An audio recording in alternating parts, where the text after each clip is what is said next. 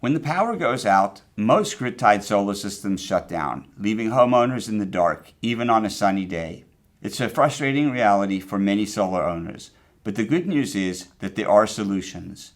From battery backups to specialized inverters and generators, stay tuned for the best ways to keep your lights on.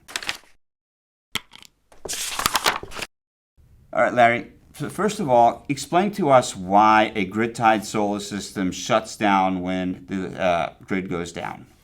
So there's a requirement that any inverter connected to the grid automatically shuts down when the inverter gets outside of a certain spec. Okay. And the idea behind that is if the grid is shut down, you don't want solar arrays pushing power back out to the grid while they're fixing the lines. So when the grid shuts down, the solar shuts down.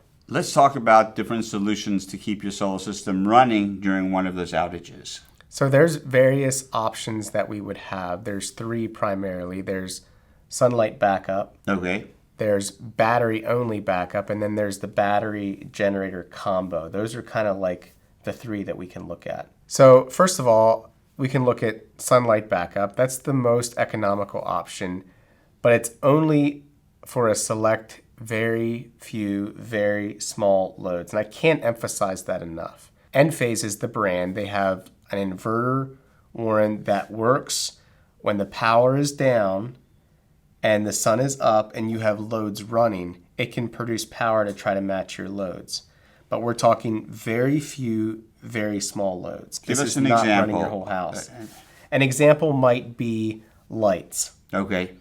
Charging your phone, charging your laptop, maybe having your internet modem up and running. Those kinds of loads. The second option is battery only. This is more expensive than sunlight backup, but you get more, in my opinion, you get more bang for your buck than sunlight backup. Right. So if you want a really small introductory into backup, you can think about sunlight backup. But if you want more bang for your buck, spend a little bit more and get a battery system. And then the third option is battery and generator combo. This is the most robust option, but also by far the most expensive option. Sure. But if you want to think about long term, your solar system can be producing power when the sun is out, and your generator can kick in, when the sun isn't out. So that's kind of your options. One of the cool things about battery plus generator is that let's say you're in a long-term outage after a hurricane, for example, and there's not fuel available for your generator. You still can have some limited backup from your solar array. So that's the most robust long-term option if you're thinking long-term outages. What about a standalone generator?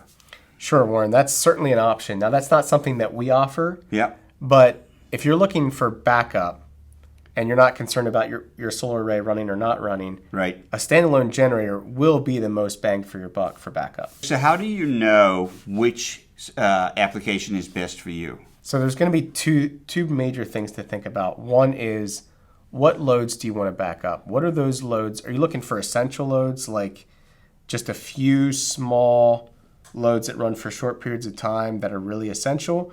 Or are you looking at whole home? And if we're talking whole home or even partial home backup, then we should do a full load analysis, understand how many hours a day you're running your loads, and get a full load analysis so we understand what to build.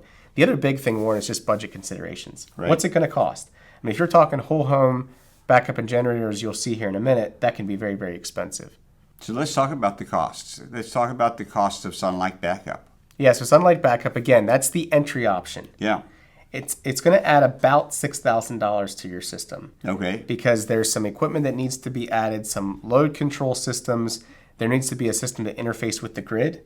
So when the grid goes down, it automatically disconnects from the grid so that you're not pushing power back out to the grid with your sunlight backup system. So there's additional equipment that needs to be added, about $6,000.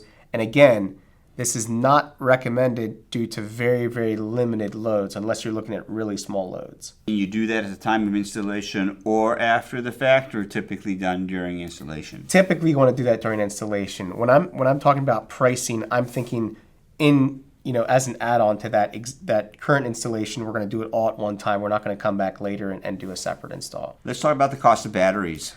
Cost of batteries with the solar install and as a standalone separate from the solar installation are going to be two different things. Okay.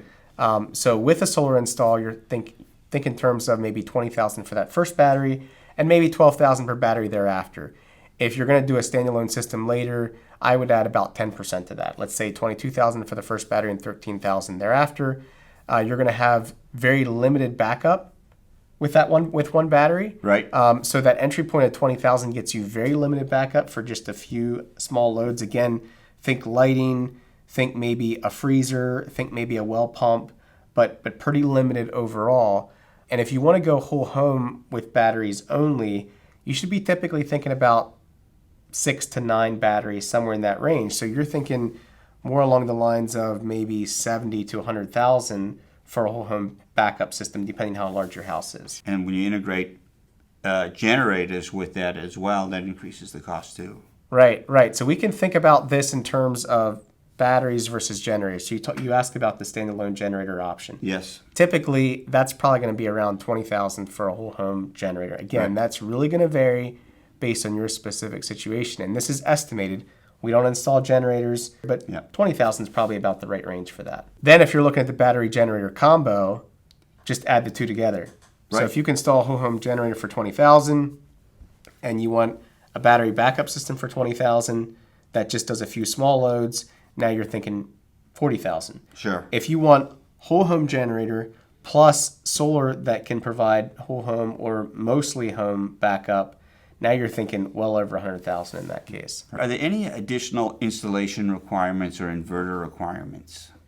Yeah, so when you're talking about battery versus solar only, that's a different inverter. Yeah. You either have an inverter that can do both solar and battery, or you have one inverter for solar and one inverter for battery. Right. So it might be a hybrid inverter that can do both. It might be two different inverters, one for each application. There's some other additional equipment that's going to be needed as well. I mentioned this under the sunlight backup section, is that you're going to need a transfer switch that interfaces with the utility so that when that grid goes down, it automatically transfers to your battery system or your sunlight backup system or your generator system and disconnects you from the grid. And then when the grid comes back up, it reconnects you and disconnects you from the generator system. This adds a lot of complexity to the system. Again, it's not impossible to do. It can be done. It's been done. Right. But it does add some complexity over solar only. Give us some of the pros and cons of installing a system with backup or potentially installing a system and doing backup later on. Yeah, so this is primarily going to be cost driven. Yeah. Because when you design and install the solar and the battery together, right from the start, Right. you have one design, you have one set of permits, you have one installation, you have some efficiencies there.